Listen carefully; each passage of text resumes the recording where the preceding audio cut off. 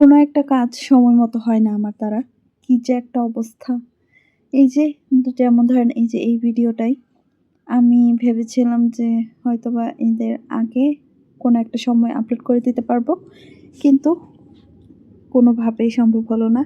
এই তো আজকে হচ্ছে ঈদের চতুর্থ দিন। তো আজকে হচ্ছে মন চাইলো যে ভিডিওটা এডিট করি, তারপর হচ্ছে ভয়েস দেই। এত অলস আমি, আর হচ্ছে কাজের চাপ তো আছেই। আসসালামু আলাইকুম, welcome to my new daily blog. এই ব্লগটা হচ্ছে চাঁদ রাতের আগের দিনের।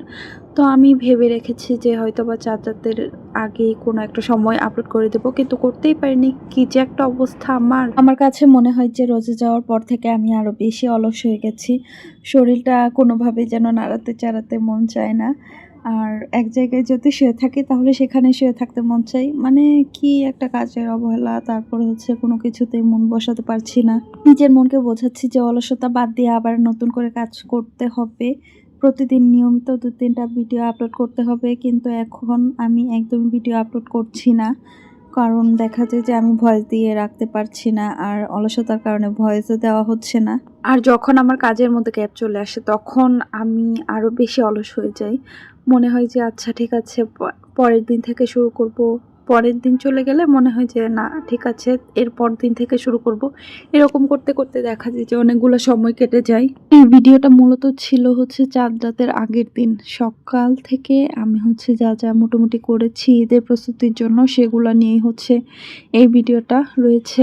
আগের দিন সেহরির সময় বলেছিল আমাকে, তাকে আমি যেন তার পরের দিন হচ্ছে ৯টায় ডেকে দেই। কারণ সকাল সকাল গেলেন মাংসটা হচ্ছে ফ্রেশ পাওয়া যায়। তখন হচ্ছে সেহরি টেহরি করে আমি হচ্ছে অ্যালার্ম দিয়ে রেখেছিলাম ৯টার। আর ৯টার একটু পরেই আমি উঠে হচ্ছে আমার শ্বশুরমশাইকে ডেকে ডুকে বাজারে পাঠিয়ে দেই। তারপর হচ্ছে আমি শুয়ে পড়েছিলাম। শোয়ার পর হচ্ছে বাবা এসেছিল প্রায় ১১টা সাড়ে ১১টার সময়। তখন হচ্ছে আমি উঠে সবগুলা মাংস ফ্রিজে রেখে দিয়েছিলাম। তারপর হচ্ছে আমি চলে গেছিলাম হচ্ছে আমার বাবার বাসায়। এখানে ছোট্ট একটা কাজ ছিল। কাজ বলতে আমার ছোট ২ টা ভাই ছিল। তো ওদের জন্য হচ্ছে একজনের জন্য পাঞ্জাবি কিনেছিলাম, আরেকজনের জন্য একটা টি-শার্ট কিনেছিলাম, ওগুলাই দিতে গেছিলাম। তারপর দেখি যে আমার চাচ্চু হচ্ছে আমার জন্য অনেকগুলা মাছ রেখে দিয়েছে। তো আসার সময় ওগুলা হচ্ছে নিয়ে আসছে।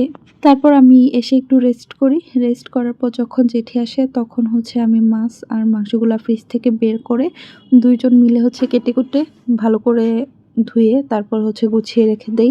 এরপর রাত ১১টার পরে আমি হচ্ছে মসলাগুলা রেডি করেছি। তারপর হচ্ছে একটা কেক রেডি করেছি, একটা চাঁদ শেপের, আরেকটা হচ্ছে গোল।